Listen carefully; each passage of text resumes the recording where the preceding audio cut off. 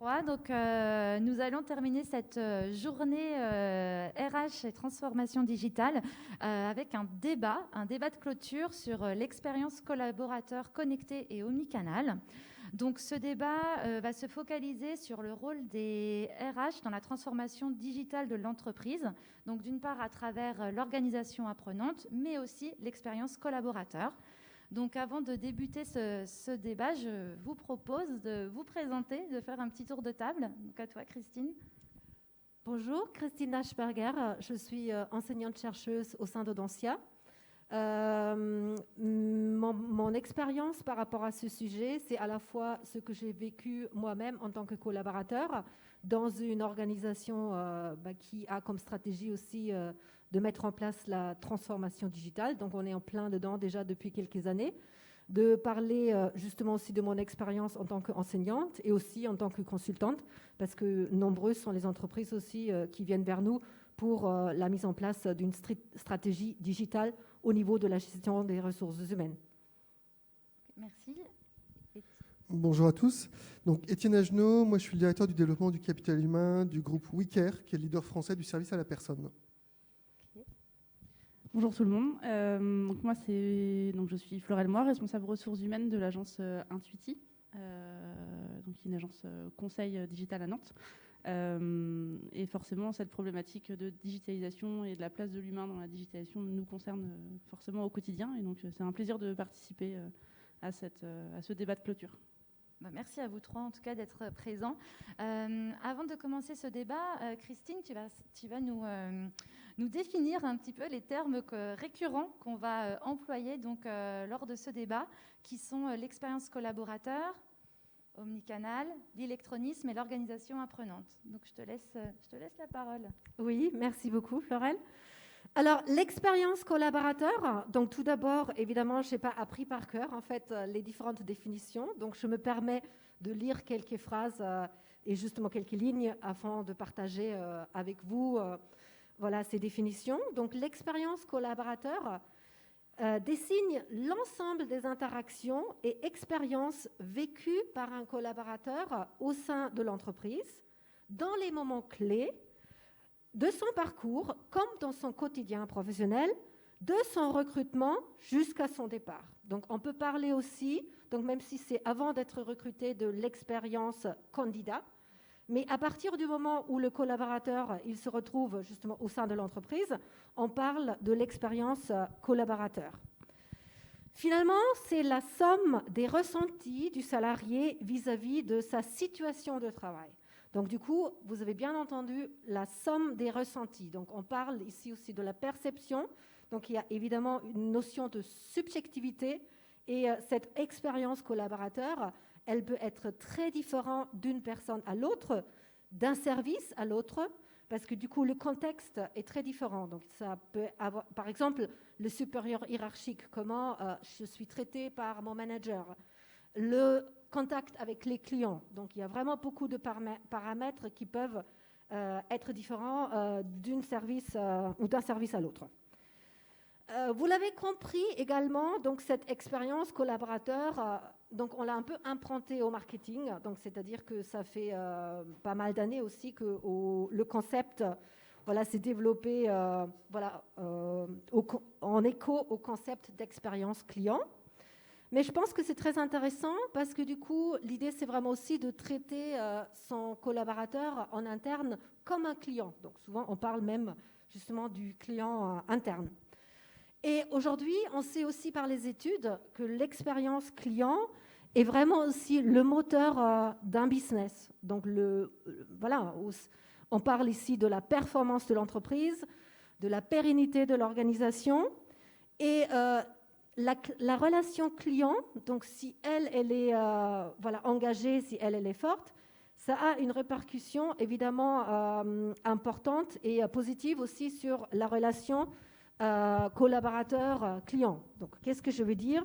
Je veux dire qu'aujourd'hui, la qualité de la relation client est réputée comme stratégique.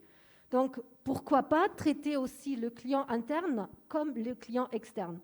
Donc, on appelle ça aussi le concept de symétrie des attentions, parce que ça veut dire aussi que la qualité de la relation entre une entreprise et ses clients est égale à la qualité de la relation de cette entreprise avec ses propres collaborateurs. Donc si par exemple mon supérieur hiérarchique, il me dit, tu es en interaction avec un client, il faut être souriant, il faut donner le meilleur de toi-même, il faut être très courtois. Donc vraiment, souvent on parle du comportement. Et si justement, moi en tant que collaborateur, je ne suis pas traitée comme cela, si par exemple mon supérieur hiérarchique, il n'est pas du tout souriant, je me trouve dans une situation où je vais ressentir une certaine forme de dissonance cognitive. Donc je me suis dit, tiens, qu'est-ce qui se passe? Moi, on me dit de faire ainsi, mais moi, je ne suis pas du tout traitée comme ça. Donc, c'est-à-dire, souvent, c'est un peu la phrase ou la maxime qu'on peut entendre, faites ce que je dis, pas ce que je fais. Et là, il y a un problème. Et donc, si on veut résoudre le problème, aujourd'hui, justement, on a mis le mot sur ce concept-là, c'est le concept de l'expérience collaborateur. Et c'est aussi l'idée, traite-moi comme tu veux que je te traite. Donc ça, on appelle aussi l'éthique de réciprocité. Donc dans la théorie, on retrouve aussi des notions qui sont liées à ça. Aujourd'hui, oui, ce n'est pas forcément quelque chose de nouveau, donc pas en 2020, ça fait déjà plusieurs années qu'on en parle. Et le management et le bon management aussi dans l'entreprise, c'est important parce que c'est aussi le rôle de l'exemplarité. Donc c'est d'abord aussi important aujourd'hui de nommer le phénomène de l'expérience client, de le mesurer, on a des outils de mesure, et aussi de développer même une culture managériale où tout le monde comprend l'importance aussi de traiter bien, avec bienveillance, etc., donc tout ce qu'on peut entendre, en fait, ses collaborateurs. Donc c'est aujourd'hui l'évolution du rapport aussi au travail et des attentes des salariés. Les attentes des salariés ont changé de fur et à mesure, et c'est aussi aujourd'hui à l'entreprise de s'adapter. Et évidemment, dans un contexte de transformation où le collaborateur, évidemment l'humain, retrouve sa place au cœur des organisations, l'amélioration aussi de l'expérience collaborateur devient un enjeu stratégique pour les directions des ressources humaines. Voilà, donc je passe au deuxième thème. Donc j'ai choisi organisation apprenante. Donc ça, c'est assez évidemment facile aussi à comprendre. Derrière, il y a des concepts qui sont nés aux États-Unis dans les années 90 et 2000. Une organisation apprenante, évidemment, est un organisme ou une organisation humaine, donc évidemment, ça peut être une entreprise, une administration, qui met en œuvre un ensemble de pratiques et de dispositions pour rester en phase de son écosystème et pour se développer et pour apprendre, évidemment. Donc le learning, l'apprentissage, c'est très important aujourd'hui aussi dans un contexte, comme dans mon école, dans mon école de management, on ne parle plus de teaching, on parle de learning. On a mis au cœur aujourd'hui l'étudiant, le stagiaire, le participant, si on parle de la formation continue, et c'est lui qui apprend. Donc c'est le stagiaire qui apprend. Comment nous, en tant que professeurs, peut-on faciliter ce processus d'apprentissage? Et dans une entreprise, évidemment, souvent on parle aussi du smart entreprise, lieu apprenant, organisation intelligente, équipe apprenante. Donc il y a cet apprentissage s'opère à plusieurs niveaux. Niveau individuel, niveau groupe, mais aussi niveau organisationnel. Et c'est pour ça qu'on parle d'une organisation apprenante. Vous avez souvent entendu parler, j'imagine, de l'intelligence collective. Donc l'intelligence collective fait aussi référence à ce système d'apprenance. Et l'objectif, c'est évidemment le développement durable d'une organisation. Juste deux mots. En fait, aujourd'hui, on dit aussi qu'il s'agit plutôt d'une attitude. On doit être curieux, cultiver, apprendre tous les jours quelque chose de nouveau. Et donc, il s'agit aussi de mettre en place, finalement, cette culture managériale dans les organisations. Et si ça vous intéresse, donc l'historique, c'était né des travaux de Chris Argyris et de Peter Senge, en fait, aux États-Unis. Il y a un livre très intéressant de Peter Senge sur la 5e discipline, l'art et la manière des organisations qui apprennent. Alors, le troisième mot que j'aimerais définir, c'est l'électronisme. Donc, l'électronisme, l'inhabilité numérique, ou l'illettrisme numérique, ou encore l'illettrisme électronique. Donc, c'est des mots qu'on utilise pour désigner une certaine forme de difficulté, même l'incapacité que rencontre une personne à utiliser les appareils numériques et les outils informatiques en raison à la fois d'un manque ou d'une absence totale de connaissances en fait, à propos de leur fonctionnement. Donc, voilà, c'est des questions techniques. En fait, il y a un nouvel outil qui arrive, on n'a jamais vu l'outil et ce n'est pas tout à fait facile. On travaille beaucoup sur le user experience, mais ce n'est pas parce que dans les entreprises, en fait, on utilise ça que tout va de soi. Donc, le terme électronisme transpose le concept d'illettrisme dans le domaine de l'informatique. Donc, je pense que c'est assez facile aussi à comprendre. On en parle beaucoup. On parle aussi justement de la fracture numérique. Donc, au niveau gouvernemental, aujourd'hui, il y a des études qui montrent que 17%, par exemple, de la population en France sont touchés par l'électronisme. Donc, on dit aussi que la lutte contre cet électronisme est devenue aussi une grande cause nationale, parce que aussi, évidemment, le gouvernement a fait le pari de tout mettre en ligne, de tout basculer. Donc, aujourd'hui, on ne peut plus remplir, par exemple, aussi la déclaration des impôts en papier. Donc, tout va être basculé dans les années à venir sur Internet. Donc, évidemment, il y a deux formes également. Ça peut être lié à la pratique, en fait. Donc, je ne sais pas utiliser ou manipuler une appli. Ça peut être Microsoft Teams, ça peut être Skype comme outil. Et ça peut être aussi plutôt lié au contenu, parce que du coup, aujourd'hui, on est souvent aussi en face de trop de contenu. Donc, on a du mal parfois aussi à faire une certaine forme de vérification des informations. Donc là aussi, la définition, elle prend tout son sens. Voilà, après, parfois, il y a aussi des choix de vie. Il y a aussi des gens qui disent, moi, je vis très bien sans des outils technologiques. Je ne veux pas être sur LinkedIn. Donc, il y a aussi parfois des choix de vie qui font que les gens prennent une certaine forme de distance par rapport aux outils qui sont très nombreux aujourd'hui, qu'on peut utiliser dans sa vie privée, donc les réseaux sociaux, etc. Voilà, ça m'amène au dernier terme que j'aimerais évoquer, donc c'est omnicanal. Omnicanal, ça veut dire tous les canaux. C'est-à-dire, le terme omnicanal vient du latin omni, qui signifie tous. Et qui, ajouté à un canal, devient l'intégration de tous les canaux physiques et aussi numériques. Donc, on a commencé un peu à parler de omnicanal quand il y avait l'apparition de Amazon, donc du géant américain du commerce en ligne. Mais ce n'était pas tout à fait ça.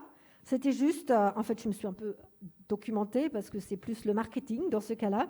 Donc, la création de l'omnicanal ne viendra qu'en 2003 avec l'entreprise Best Buy, qui a fait à la fois du commerce en ligne, mais qui a eu aussi des magasins physiques. Aujourd'hui, évidemment, même Amazon le fait. Donc, c'est vraiment un modèle de vente, utiliser tous les canaux.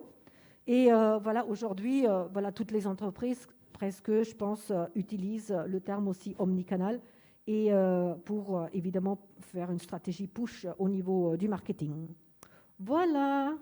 Merci Christine pour toutes ces définitions. Donc maintenant, on va rentrer dans le vif du sujet avec vous, Florelle et Étienne.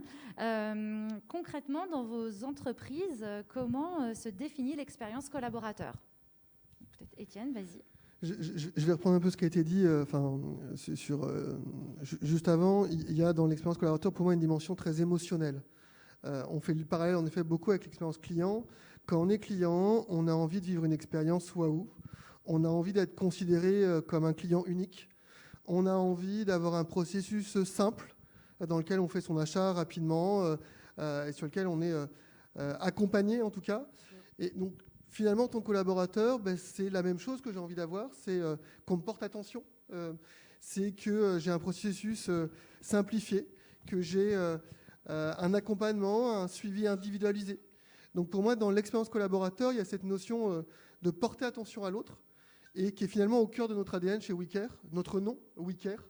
Quand le groupe a été créé en 2016 finalement, même si le groupe existe depuis plus longtemps par ses marques, mais le WeCare répondait à cette ambition de notre président fondateur qui est Guillaume Richard, qui était ce fameux care de l'attention qu'on porte aux autres. Et du côté très positif de la démarche. Et notre ambition, en tout cas chez WeCare, c'est de devenir l'entreprise qui porte le plus d'attention à ses collaborateurs et à ses clients, et dans cet ordre. Et donc pour moi, il y a cette dimension vraiment d'attention qu'on porte à l'autre, et il y a dans l'expérience collaborateur une logique d'individualisation. On a parfois tendance, quand on raisonne sur l'expérience collaborateur, à vouloir déployer des dispositifs qui s'adressent à tous les collaborateurs. Or, par principe, il n'y a aucun dispositif qui peut s'adresser à tous les collaborateurs, parce que comme vous avez des clients différents, vous avez des collaborateurs différents. Vous avez des collaborateurs qui vivent la fracture numérique de façon différente, vous avez des attentes différentes, et vous avez en effet cette dimension très émotionnelle. On a souvent dit, enfin moi je me souviens dans mes études, voilà, les émotions restent à la porte de l'entreprise, on laisse sa valise à la porte de l'entreprise, enfin c'est des choses qu'on a souvent entendues, mais qui ne sont pas réelles, on va dire. Le collaborateur, et dans l'expérience collaborateur, on doit aussi tenir compte des moments de vie personnels du collaborateur. J'ai une naissance, j'ai un décès, j'ai un mari qui est violent. Tout ça vient perturber mon expérience collaborateur, et donc on doit en tenir compte. Et donc c'est vraiment cette dimension à la fois émotionnelle et cette dimension d'individualisation du parcours qu'on va avoir. Et puis pour terminer sur l'expérience collaborateur, il y a en effet plusieurs moments dans l'expérience collaborateur. Il y a finalement l'avant, le pendant et l'après. Et on a parfois tendance, y compris chez nous, à dissocier. C'est-à-dire qu'on va avoir des équipes qui vont travailler sur l'expérience candidat, et donc jusqu'au onboarding. Vous avez d'autres équipes qui travaillent sur l'expérience collaborateur. Or, finalement, tout ça n'est qu'une seule et même expérience. L'expérience candidat est juste la porte d'entrée de l'expérience collaborateur. Et donc, finalement, c'est de réussir à traiter l'ensemble de ces moments de vie du collaborateur dans l'entreprise, pour moi, qui regroupe vraiment cette expérience dans sa globalité. Ok, merci Étienne. Je rebondis juste puisque tu dis comme quoi on doit tenir compte des émotions des collaborateurs. Le on, tu mets qui dans ce on en fait? Quand je mets le on, c'est toute l'entreprise dans sa globalité. Donc ça va de la direction au RH, au manager. Mais dans l'expérience qu'on met en place, et quand je dis on, je parle de l'entreprise dans sa globalité, hein, je m'inclus dans cette dimension. C'est finalement se poser la question de quelle est notre expérience collaborateur dans l'entreprise. C'est se poser la question de quelles sont les émotions et les perceptions que va vivre le collaborateur tout au long de ces étapes. Et donc finalement, qu'est-ce qu'on lui renvoie dans ces émotions et je fais le parallèle avec l'expérience candidat, on en parlera peut-être après, mais parfois on a tendance à se focaliser disant on a une bonne expérience candidat. Enfin, je reprenais un article il n'y a pas longtemps de Séverine Loureiro, qui est une experte sur l'expérience collaborateur, qui disait parfois on se focalise sur l'expérience candidat en disant voilà, on a un site recrutement qu'on a simplifié, en 3 clics je postule, on a une expérience candidat qui est top. Ben non, en fait c'est juste un basique. Heureusement qu'on n'a pas 45 clics. Par contre, quelle émotion, qu'est-ce qu'a perçu le candidat? C'est ça le vrai focus qu'on doit faire autour de l'expérience collaborateur et candidat. Ok, merci. Florelle, je te laisse. Alors je pense qu'il y a déjà pas mal de choses qui ont été dites. Alors nous, chez Intuiti, on va plus parler d'expérience humaine que d'expérience collaborateur, même si au final ça veut dire la même chose. Je pense qu'il est important, quand on décide d'embaucher, c'est déjà de s'attacher à des petits détails dès l'annonce, dès ce genre de choses. Et l'expérience, elle se vit dès cet instant-là. Et c'est vrai que moi, pour avoir déjà cherché du travail, avoir postulé à des offres, il manquait un petit peu ça manquait de peps, ça manquait un peu d'humain. Nous, ce qu'on essaye de faire et qui est en perpétuelle évolution, c'est de se différencier et de faire que les gens en fait comprennent chez qui ils postulent dès l'offre. Et ce côté-là, il doit après se faire sentir dans toute la vie dans l'entreprise. Alors il y a des gens qui vont rester plus ou moins longtemps que d'autres. Il faut, moi en tout cas, je me lève le matin en essayant de faire en sorte que mes collaborateurs, dans l'expérience qu'ils vont avoir à nos côtés, qu'ils grandissent. Alors qu'ils grandissent par différents leviers, qu'ils grandissent dans leur métier, dans leurs compétences, mais aussi qu'ils grandissent aux côtés d'autres collègues. Ça, on en parlera certainement après. Voilà. Et puis, je pense qu'on aura réussi à apporter une bonne expérience aux collaborateurs. Si demain ils décident de partir en disant voilà, moi j'ai grandi, j'ai appris et je vais aller continuer d'apprendre ailleurs. C'est pas un échec que de voir partir un collaborateur, c'est la fin d'une expérience, mais le début d'une autre pour lui. Et dans ce côté humain, il est important, je pense, de vraiment s'attacher à faire en sorte que les gens grandissent vraiment au quotidien. Et nous, c'est notre maître mot, en tout cas chez Intuiti, dans notre gestion des ressources humaines, dans notre gestion de la carrière. Après, voilà, tout a été dit, je pense, par Christine et Étienne, donc je ne vais pas m'attarder plus que ça. Mais chez nous, voilà, c'est vraiment une expérience humaine, faire grandir, prendre en considération, écouter, s'adapter. Alors, c'est vraiment très individualisé, du coup, mais il faut prendre ce temps-là. Alors, nous, on est 40 chez WeCare, il y a beaucoup plus de salariés, mais la formule est la même, en fait, par le management intermédiaire, par tous ces leviers-là. Écouter, s'adapter, proposer, et puis faire grandir les gens. Pour moi, la meilleure expérience collaborateur, c'est celle-ci. Et donc, on a un petit peu préparé quand même ce débat et vous aviez aussi évoqué comme quoi vous étiez dans 2 secteurs d'activité totalement différents. Toi, Florel, donc tu es surdigitalisée par le métier que font tes collaborateurs. Et toi, Étienne, peut-être que tu rencontres davantage d'électronisme, on va dire, au sein de ta structure.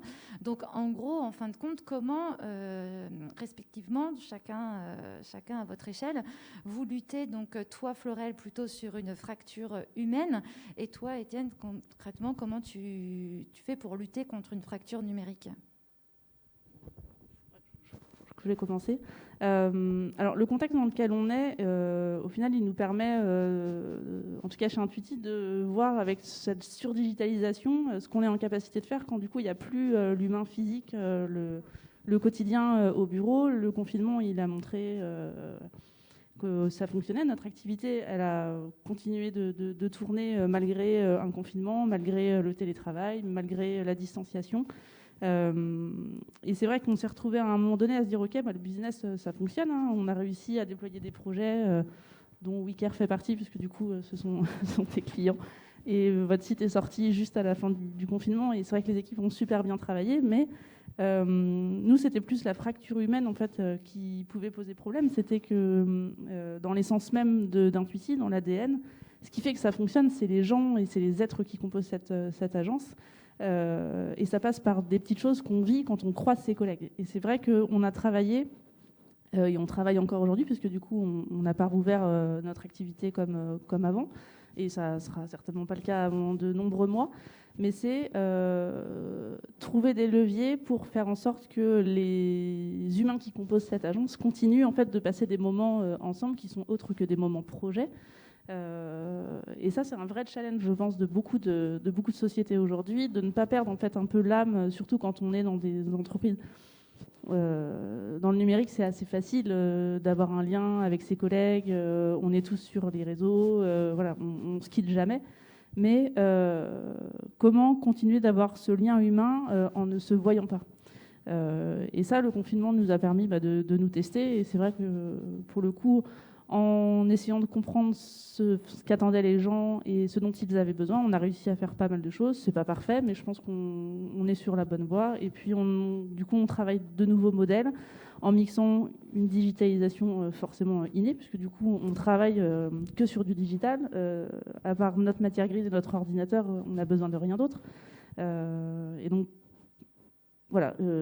En étant surdigitalisé, comment demain on arrive à rester humain et à continuer de faire perpétuer ce qui fonctionne en ne se voyant pas et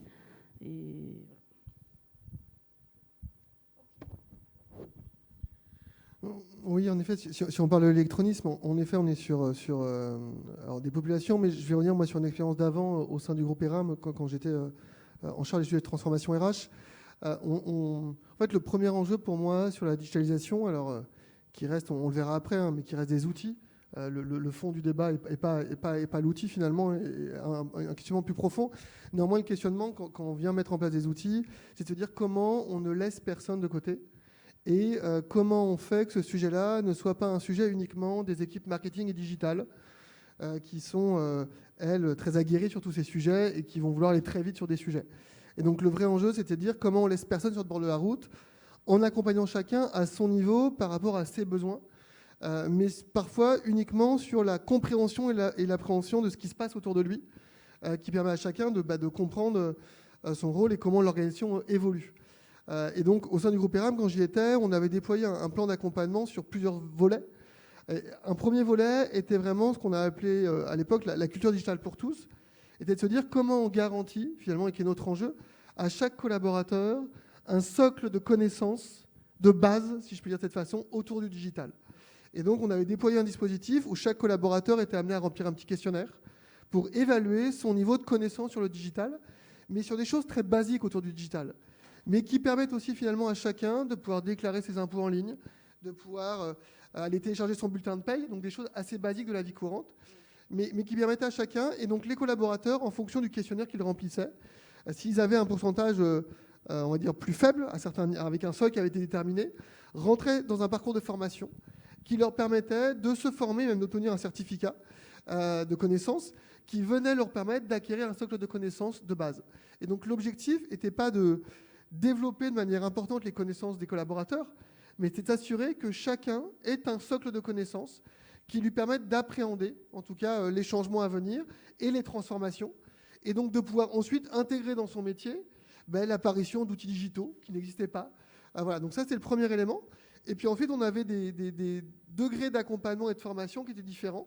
Et donc les équipes magasins, par exemple, on avait déployé une formation sur le digital retail qui permettait de comprendre la logique d'omnicanal, qui permettait de comprendre le développement du site e-commerce et de finalement comment ces outils-là étaient au service d'une expérience client.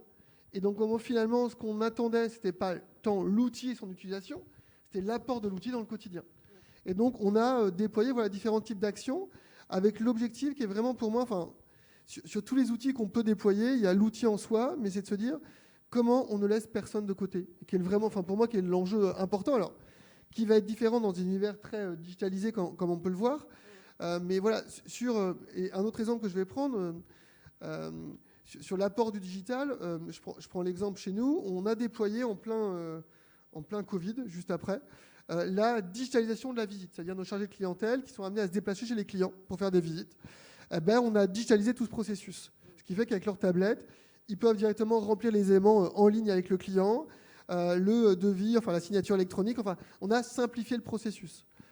Et comment ça a été perçu par les collaborateurs qui n'avaient pas l'habitude, en fin de compte, d'avoir ce process digitalisé? Comment vous l'avez fait accepter? Il y a plusieurs choses qui sont importantes. Il y a comment on accompagne tout le monde et donc comment, via la formation, via les outils d'accompagnement, même managériaux, on va accompagner tout le monde. Donc ça, c'est un des premiers éléments. Deuxième élément, c'est comment les outils qu'on apportent un gain aux collaborateurs. On est sur la notion d'user, c'est comment l'outil, c'est pas simplement un outil qui vient permettre d'améliorer le processus pour les reporting, pour la donnée, mais comment l'outil apporte une plus-value au métier du collaborateur. Et donc le cas de la dématérialisation, on est sur un outil qui simplifie la visite pour le collaborateur, qui simplifie la visite pour le client. Et donc ça me permet de me focaliser sur mes missions à plus forte valeur ajoutée. Et parfois le travers qu'on a, c'est que dans les entreprises, c'est qu'on raisonne sur les outils, sur ce qu'ils apportent en termes de processus, de reporting, et non pas ce qu'ils vont apporter comme valeur ajoutée aux collaborateurs. Et donc parfois on se focalise sur des outils plus gadgets que finalement sur des outils qui ont une vraie valeur ajoutée pour le collaborateur et qui servent son métier et donc qui lui apportent quelque chose. Donc là, tu manges un petit peu quand même sur la question suivante. Excuse-moi, j'anticipe. Mais c'est pas grave, on va bien rebondir.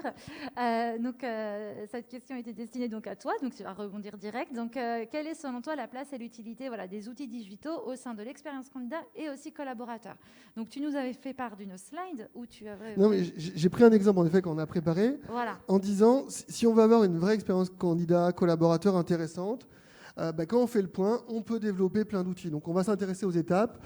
Donc, je suis candidat, je suis embauché. Déjà, dans mon expérience candidat, j'ai un site sur lequel je vais postuler. Alors, en effet, qui est une interface, mais en tout cas, néanmoins, j'ai accès à un premier outil. Éventuellement, je suis amené à répondre à des questions en vidéo. Donc, je vais utiliser un deuxième outil. J'ai accès à un test de personnalité ou de recrutement dit prédictif, qui est un troisième outil. Je peux aller mettre mon CV pour matcher avec les annonces et voir ce qui me correspond le mieux. Ensuite, je suis intégré, j'accède à un autre outil qui va me rendre mon onboarding plus intéressant, plus simple, qui va m'apporter de la formation. Ensuite, j'intègre l'entreprise, je vais continuer à développer mes compétences, donc j'accède à une plateforme dite LMS qui va me permettre d'accéder à des contenus. Mais en plus, j'ai une plateforme de curation de contenu pour me rendre autonome dans mon apprentissage, qui va me donner accès à plein de MOOC, de vidéos, de podcasts qui peuvent exister. Je vais aller trouver un mentor, enfin voilà. Donc en fait, on peut avoir plein d'outils.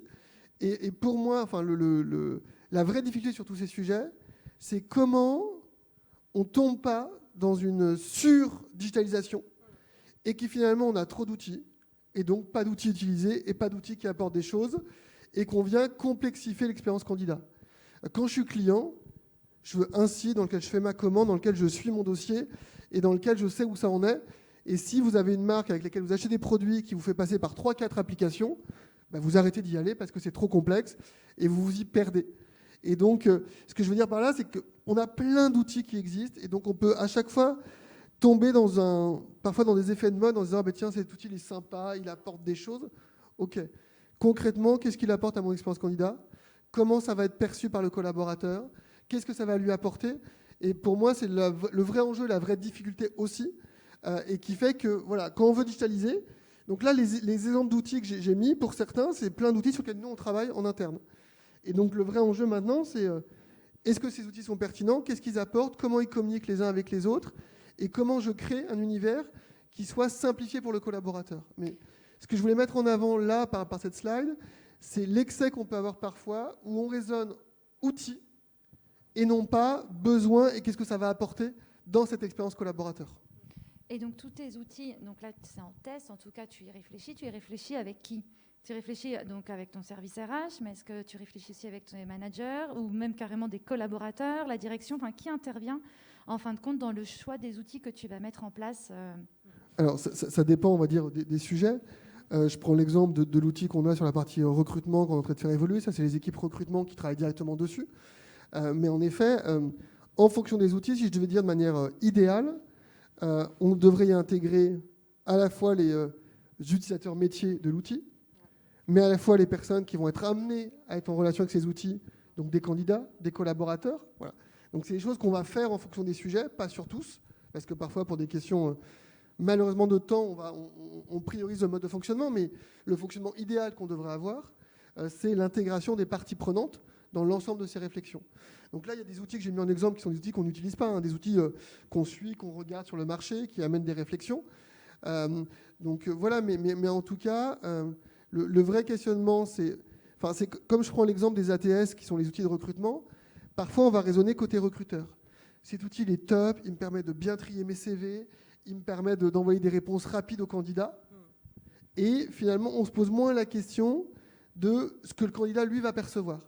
Et donc, on est vraiment dans une réflexion d'outils qui améliorent un processus interne. Donc, c'est nécessaire et c'est une bonne chose.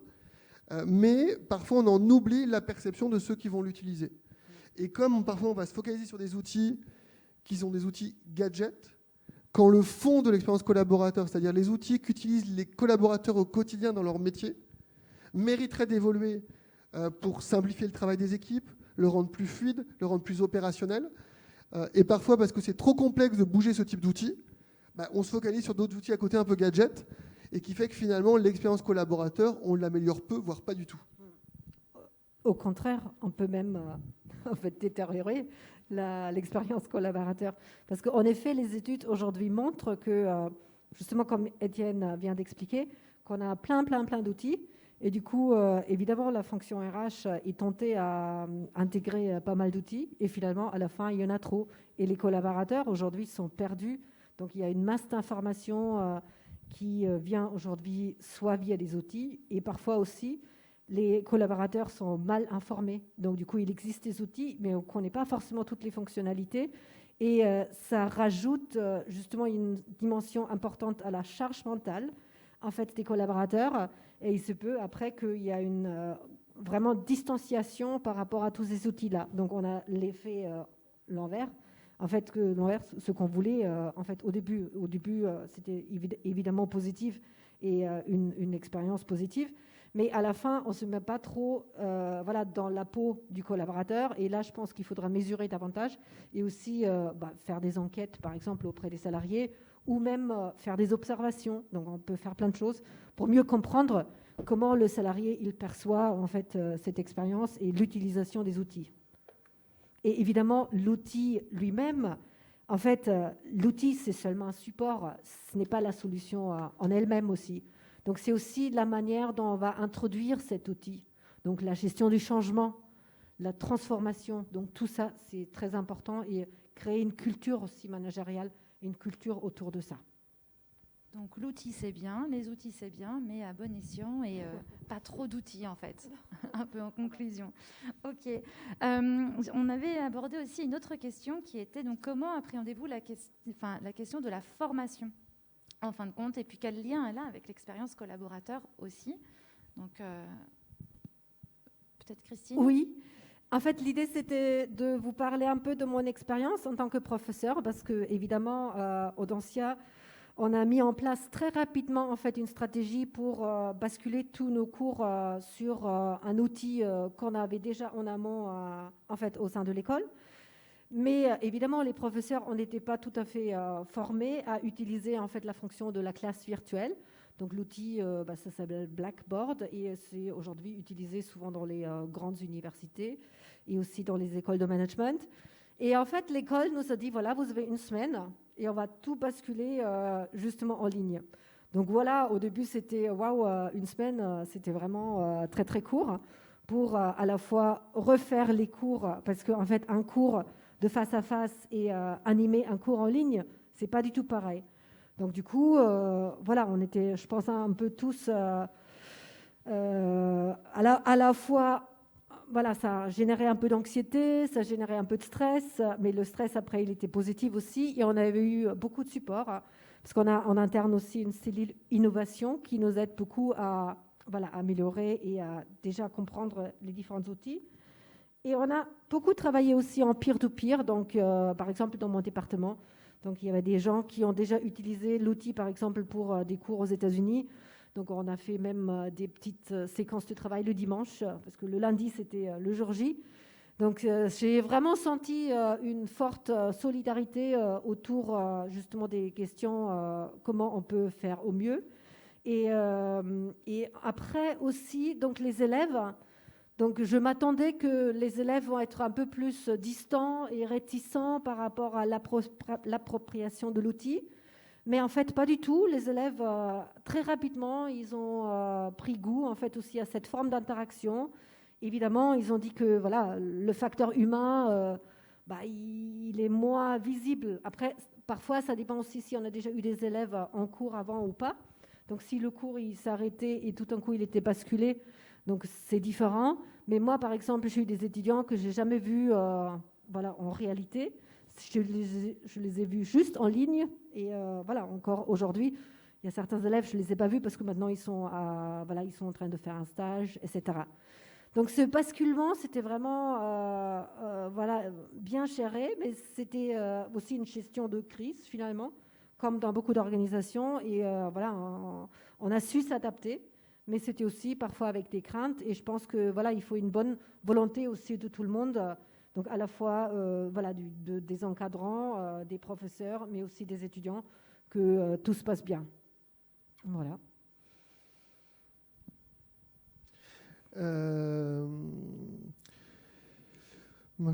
Sur la question, oui, sur la formation, enfin, pour l'organisation apprenante, en effet, c'est la capacité à accompagner l'évolution des collaborateurs, leur développement, mais pas que sur de la formation, on va dire en salle présentielle et classique. Donc on voit que le Covid a eu une accélération et on a au sein du groupe WeCare, nous, l'Académie des services à la personne qui existe depuis 2007. Et pareil, on s'est posé la question de comment on déploie et comment on réadapte de manière assez rapide. Un des risques pour moi dans la digitalisation de la formation, c'est le fait de se dire si en fait il s'agit de passer en distanciel des formations présentielles, ça n'a pas d'intérêt. Ça nécessite la digitalisation, une vraie réadaptation, en tout cas, des méthodes d'apprentissage, des méthodes pédagogiques sur le sujet.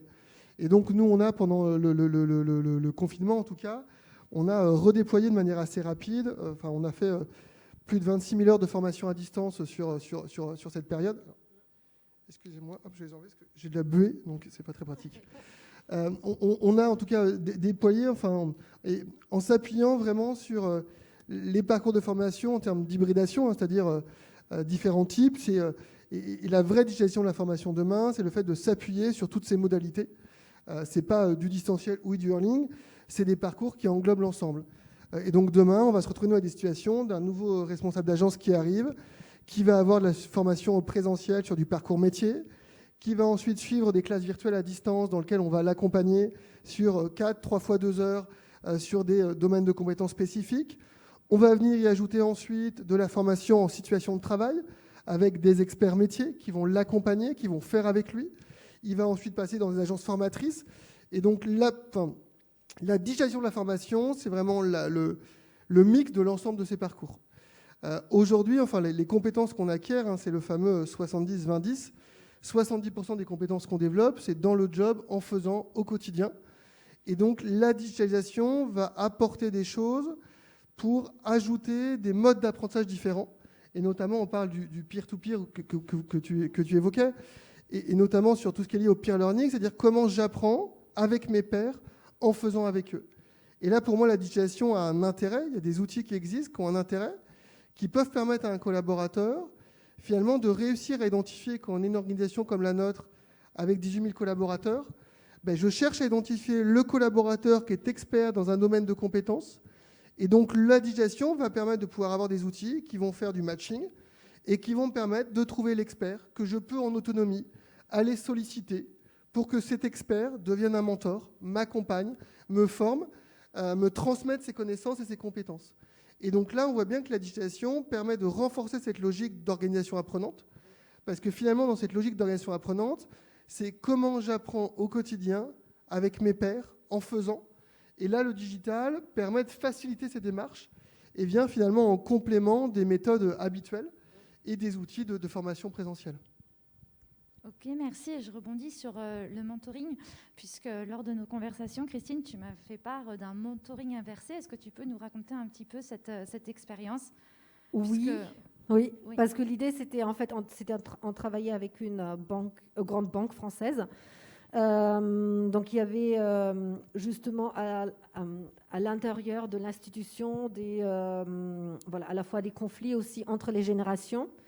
Et en même temps, il y a un tutorat, mentoring qui était mis en place, qui était plutôt que les personnes plus expérimentées vont transmettre leurs compétences, leur savoir et aussi le savoir-être aux jeunes générations. Et tout d'un coup, évidemment, on avait l'idée, justement pour peut-être aussi que les personnes qui appartiennent à des générations différentes puissent mieux s'entendre et déjà aussi mieux comprendre l'autre génération. On a mis en place le tutorat inversé. Donc, par exemple, on a mis en place un binôme justement avec un jeune collaborateur de la génération Z aujourd'hui déjà et Y, et avec une personne plus expérimentée. Et l'idée, c'était ici que, par exemple, le jeune, il peut montrer ses compétences qu'il a acquis par rapport à la maîtrise des outils technologiques. Donc, ça peut être aussi les réseaux sociaux, par exemple sur Twitter. Donc après, il y a peut-être aujourd'hui le pourcentage des jeunes qui sont sur Twitter est moins importante. Mais ça peut être Snapchat, ça peut être un autre réseau social. Et l'idée, c'est vraiment ce transfert du savoir, ce transfert en fait un peu où peut s'opérer à deux niveaux, donc dans les deux sens. Donc un jeune qui va apprendre quelque chose à une personne plus expérimentée et vice-versa. Donc pour la gestion aussi de transmission, pour une organisation apprenante, c'est très important d'organiser aussi ces moments d'échange et ces moments peut-être aussi d'apprentissage. Et le tutorat, souvent aujourd'hui aussi dans les entreprises, en fait, il y a aussi une certaine forme de compensation financière qui est en face, parce qu'en fait, les exemples montrent également là où ça marche, c'est aussi qu'on a parfois ça peut être aussi juste symbolique. Donc on n'a pas besoin de donner une somme importante, mais c'est aussi le fait de valoriser en fait le travail qui va dans les deux sens. Et après il y a toute une charte évidemment aussi qu'on peut mettre en place, etc. Donc je trouvais ça aussi intéressant parce qu'on parle beaucoup de la formation, on parle beaucoup du e-learning, Mais il y a aussi justement dans le 70-20-10, donc le développement, le modèle de développement, on retrouve aussi cette idée justement d'apprendre, là c'est pas des peers, mais c'est plutôt en fait aussi de ses collègues en fait. Et je pense que dans les années à venir, c'est vraiment un outil très puissant qui aide à une meilleure communication aussi entre les générations. Parce que du coup, voilà, les jeunes, par exemple, ils se sont dit « Ah oui, mais je pensais toujours les vieux sont comme ceci ou comme cela ». Et en même temps, il y avait aussi beaucoup de préjugés et de stéréotypes envers la jeune génération. Ouais, en effet, pour moi, je pense que l'apprentissage avec les pairs sera demain une des méthodes pédagogiques qui est finalement la meilleure pour apprendre et renforcer la coopération. Et je pensais à un point par rapport à ce qu'on évoquait là, en lien avec ce qu'on évoquait avant, mais finalement, c'est aussi un moyen de lutter contre la fracture numérique. Le fait de pouvoir apprendre avec des pairs. Et je prends un exemple d'une opération qu'on a lancée pendant le Covid à destination de nos clients. On intervient, nous, on a beaucoup d'auxiliaires de vie qui interviennent auprès des personnes âgées ou personnes handicapées. Et on a lancé pendant le Covid une opération qui s'appelle Call and Smile, qui permettait, via nos intervenants, de permettre aux personnes âgées, on va dire, de passer des appels avec leur famille, parce que des personnes qui n'étaient pas, on va dire... qui ne savaient pas utiliser les outils même numériques, téléphone, la visio et autres. Et donc, l'apport de nos collaborateurs a permis en tout cas de venir accompagner et gérer cette fracture numérique. Et donc ça, c'est un exemple, mais qui se reflète dans plein d'autres situations dans le monde de l'entreprise. Et l'apprentissage avec les pairs est pour moi un des meilleurs moyens de développement des compétences. Parce que ça renforce l'autonomie, la co-responsabilité, la coopération. Et ça peut se faire en présentiel, en digitalisé, à distance. Je cherche un expert... qui a telle compétence, il se trouve que je suis à Nantes et que cet expert est à Lille, grâce aux outils digitaux, en effet, on va pouvoir échanger, partager. Donc ça va à la fois renforcer le lien avec des collègues ou des pairs que je ne côtoie pas au quotidien, et ça va me permettre en plus de renforcer la transmission des connaissances. Ok, donc si je résume un petit peu ce que vous avez dit, la formation, en tout cas l'organisation apprenante, aide aussi à donc fidéliser et à avoir une expérience collaborateur plus riche et plus personnalisé aussi. Ok, nous allons donc passer à la dernière question. Et oui, ça passe assez vite quand même. Donc en fait, vous en avez déjà pas mal parlé lorsque vous avez exprimé un petit peu vos idées et vos retours d'expérience. Mais concrètement, quelle est la place de l'humain dans la digitalisation d'une expérience collaborateur connectée et omnicanale ? Qu'est-ce qu'on ne doit surtout pas oublier en digitalisant un parcours d'expérience collaborateur? Alors, oui, peut-être Florelle, vas-y. Ouais. La première chose à ne pas oublier, je pense que c'est la connaissance en fait du client, du collaborateur. L'approche est la même, que ce soit un collègue, un client. C'est qui il est, qu'est-ce qu'il attend, à quel niveau il en est, parce qu'on n'est pas tous égaux sur plein de choses. Et donc l'humain en fait c'est au centre, et de là découle tout le reste. Donc je sais que nous on est en train de digitaliser la fonction RH au sein d'Intuitive, parce que du coup on passe d'une entreprise de taille moyenne, mais qui se structure, avec des nouveaux besoins, avec des nouvelles attentes. Et on est dans cette question de quoi moi j'ai besoin en tant que RH pour correctement faire mon travail. De quoi vont avoir besoin mes collègues pour pouvoir être plus autonomes, avoir plus d'informations, peut-être moins me solliciter sur des sujets qui sont récurrents, et me dégager du temps pour faire des choses qui ne sont pas forcément plus intéressantes, mais peut-être plus stratégiques, par exemple. Mais avant de me poser cette question-là et d'enclencher en fait un processus de SIRH, de plein de choses, on peut parler de plein de leviers. C'est où on place l'humain. L'humain, il est au centre en fait. Je vais connaître mes collaborateurs, je vais savoir de quoi ils vont avoir besoin. Moi, je vais normalement connaître à peu près ce dont je vais avoir besoin aussi, et donc réussir à faire matcher ça. Donc l'humain, il est au centre. C'est la première question à se poser, c'est ça en fait, de mon point de vue. La place, j'ai envie de répondre, il ne faut pas l'oublier simplement. Et je reverrai même la question, c'est la place de l'humain dans une expérience collaborateur connectée et omnicanale, qu'elle soit digitalisée ou pas digitalisée. En fait, là, on met la digitalisation comme étant l'élément clé de cette expérience collaborateur, mais l'expérience collaborateur n'est pas forcément digitalisée.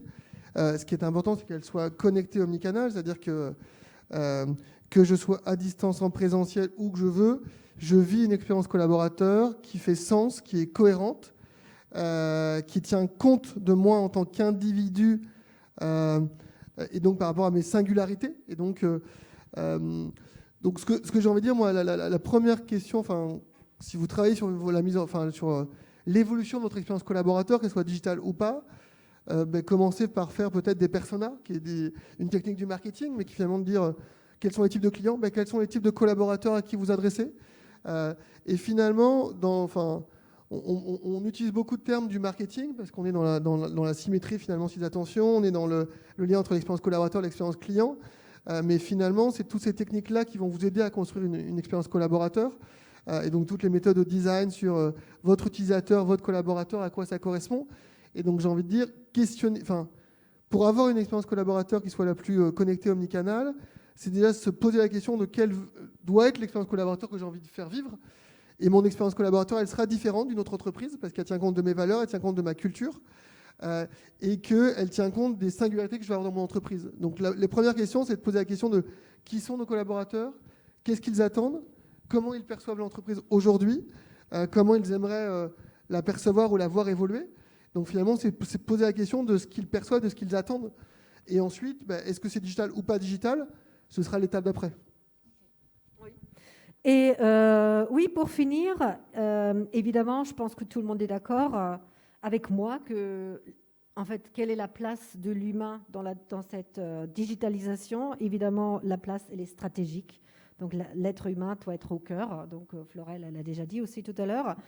Mais je voulais juste un peu finir par le fait, certes, c'est important.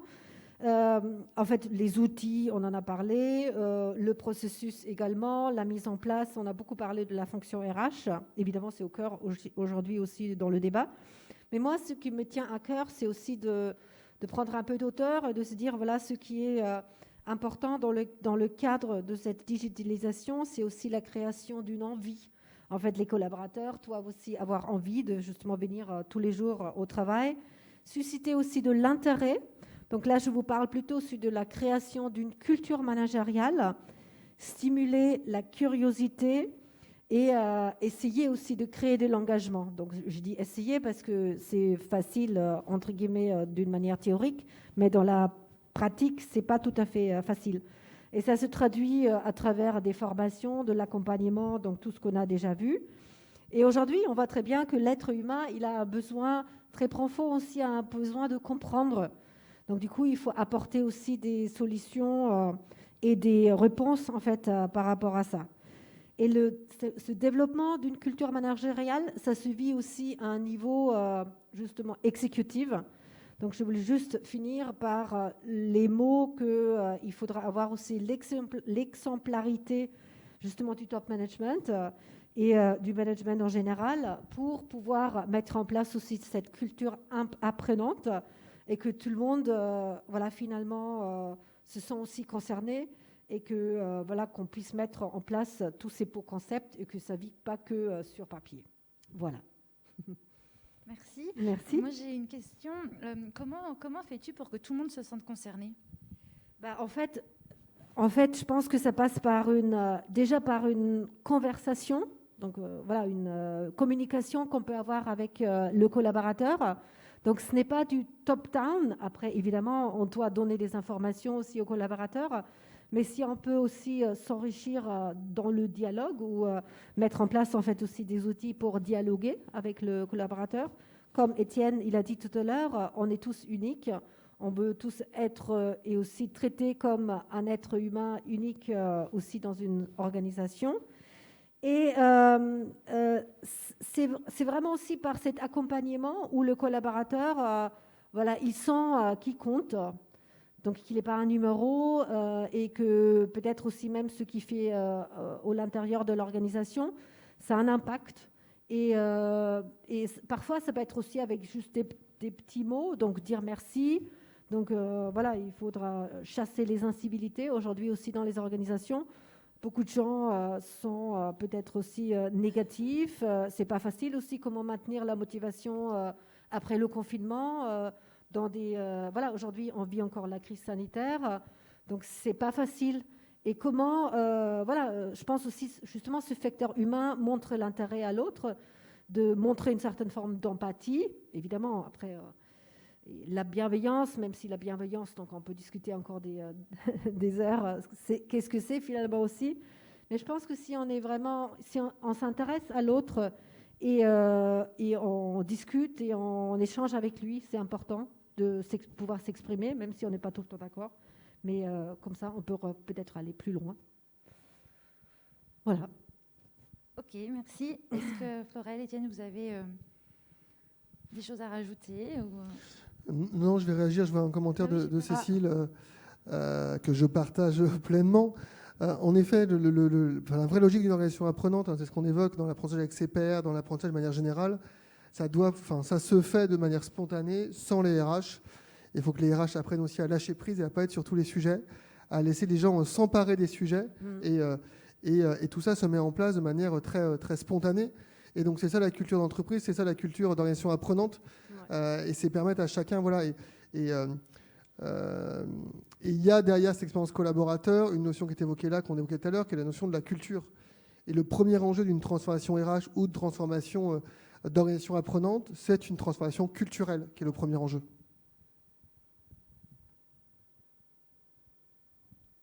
Ok, merci. Et donc, je rebondis encore. Cette transformation culturelle, ok, mais en fin de compte, elle émane de qui qui doit, en fin de compte, tout simplement la déclencher, pour le coup? Une transformation culturelle, ça émane de toute l'entreprise. Alors, en effet, c'est porté par une direction générale qui a envie et qui va poser les fondamentaux de sa culture, de ses valeurs, mais sur la base de ce qui est à la fois perçu par les collaborateurs et autres. Donc, une transformation culturelle émane de l'ensemble de l'organisation. Bien entendu, il y a des gens qui doivent être exemplaires sur les sujets, qui doivent porter les sujets. Mais on n'est plus dans une organisation où c'est un sujet qui dépend d'une seule personne et autres. Ça dépend de l'ensemble de l'organisation. Bien entendu que ça doit être porté par le haut de l'organisation et par la direction générale pour tous les éléments culturels et valeurs, en effet, qui vont être importants. Mais les valeurs doivent aussi être en corrélation avec ce que l'entreprise et les collaborateurs vivent au quotidien. Et que des valeurs et un changement culturel qui va être porté par le haut, mais qui est en incohérence totale avec ce que vivent les collaborateurs, ne réussira pas. Donc tout ça doit faire sens, et c'est tout cet ensemble qui doit être cohérent, bien entendu. Ok, merci beaucoup pour vos retours d'expérience et pour avoir animé cette table ronde avec moi. Je pense qu'on est dans les temps. Est-ce qu'il y a des questions ? Non, il n'y a pas de questions. Ah si, de Claire. Est-ce qu'il existe des programmes avec les pouvoirs publics pour agir concrètement et réduire les fractures numériques en entreprise? Avez-vous personnellement pratiqué? Qui prend? Oui, enfin, je prends la culture digitale pour tous qu'on a mis en place à l'époque au sein du groupe ERAM, a bénéficié de financement public pour accompagner la démarche. Donc vous avez le Fonds social européen qui peut aider, vous avez les régions, les départements parfois. Voilà. Et après, vous avez des dispositifs type Cléa, si je ne dis pas de bêtises, sur le numérique, sur les bases du numérique. Donc, il y a plein de programmes de formation qui existent avec des financements publics. Et après, il y a des dispositifs que vous pouvez créer, mettre en place avec des financements auprès de la direction du travail, auprès des régions, auprès du Fonds social européen. Donc, il ne faut pas hésiter à solliciter en tout cas les acteurs publics qui ont en tout cas des budgets et qui agissent pour ce sujet. Enfin, la fracture numérique fait partie des engagements importants de l'ensemble des pouvoirs publics. Donc oui, il y a des financements possibles.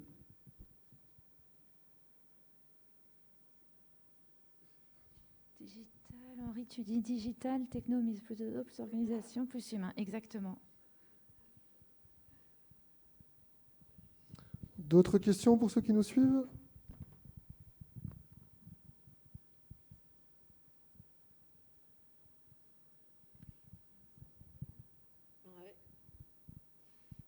Vous avez tout dit, en fait. Ouais. Voilà, il n'y a plus de questions. C'était clair. Ah, votre plus grande fierté. Pas facile. Qui se lance? Oui, vas-y, j'ai réfléchi. Je suis dans le bon. J'étais en train de réfléchir aussi. Elle est compliquée cette question parce que en fonction de la personne, la fierté va pas être en fonction du collaborateur, la fierté va pas forcément être la même. Ouais. T'as la réponse, Étienne Non, par rapport à- je pourrais dire le plaisir d'échanger avec Cécile, voilà, qui on partage, je pense, pas mal de visions sur des sujets, en tout cas. Mais non, ma fierté, ben, c'est sur ce sujet en particulier, c'est d'avancer pas à pas, si je peux dire. C'est que pour moi, la transfo digitale, la transfo culturelle, c'est jamais quelque chose d'abouti. Et ma fierté, en tout cas, je l'ai à chaque petit pas qu'on peut faire, de chaque action, de chaque démarche qui est mise en place. Donc, je n'aurai pas un exemple, mais je pense qu'il faut, quand on met en place des démarches de transfo de cette nature, il faut se satisfaire de chaque petit pas. Et on a parfois tendance à viser en effet la grande fierté du gros dispositif qui aboutit. Or, ça n'existe pas. C'est les petits pas qui vont permettre d'avancer. Et donc, je pense que voilà, je suis en tout cas fier et content du travail qu'on fait avec les équipes à chaque petit pas qu'on peut faire. Et moi, de mon côté, du coup, c'est l'animation des classes hybrides. Donc, parce que là, à la rentrée, on a des élèves qui sont physiquement présents dans nos salles de cours et on a des élèves qui sont voilà, encore restés dans leur pays d'origine. Donc, on a à la fois des élèves qui sont là et d'autres élèves qui sont en ligne. Donc, vous pouvez imaginer que c'est pas forcément facile. Donc, c'est aussi un apprentissage à faire. Et du coup, je parle beaucoup aussi du management hybride, en fait, à mes élèves, parce que je leur dis, regardez, vous aussi, à l'avenir, vous allez manager des personnes qui sont à la fois en déplacement. Il y a des gens qui vont travailler à la maison. Il y a des membres de l'équipe qui vont être présents en entreprise. Donc voilà, comment est-ce que vous allez gérer tout ça? Donc du coup, on fait des parallèles, en fait aussi avec leur future vie de manager. Et du coup, ça me plaît beaucoup. Et j'ai justement aussi un peu découvert cette notion du management hybride. Et je pense que voilà, c'est aussi quelque chose qui va impacter justement les organisations dans les semaines et mois à venir. C'est bon pour toi. Ok. Donc, pas d'autres questions, je crois. On va peut-être s'arrêter là. Alors, merci beaucoup, en tout cas, à vous trois. Merci. Merci à toi. Merci à toi, Florie.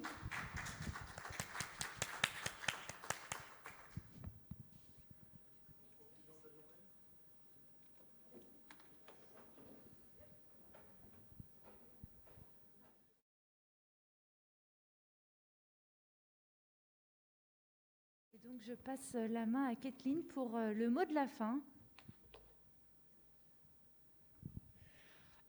Je voudrais vous remercier tous les participants qui ont été à distance. Ah. Pardon. Donc du coup, j'étais en train de dire, pour le compte de moi-même et mes co-organisateurs qui peuvent venir sur scène, que nous sommes ravis d'avoir passé cette journée avec vous, vous qui étiez à distance. La journée a été très riche. Nous avons eu beaucoup d'intervenants, des intervenants de qualité, avec des sujets qui étaient aussi divers que chauds, parce que c'est vrai qu'on a touché à des choses qui portaient à contestation, qui suscitaient débat. Et donc, du coup, je voudrais vous remercier et aussi remercier Audencia pour leur accueil. Donc, ici, nous avons pour vous rappeler une dernière fois, le groupe d'organisateurs, Linda Stein, Henri Thévenin, Florie Manson et Claire Augris. Voilà, au plaisir de vous voir une nouvelle fois.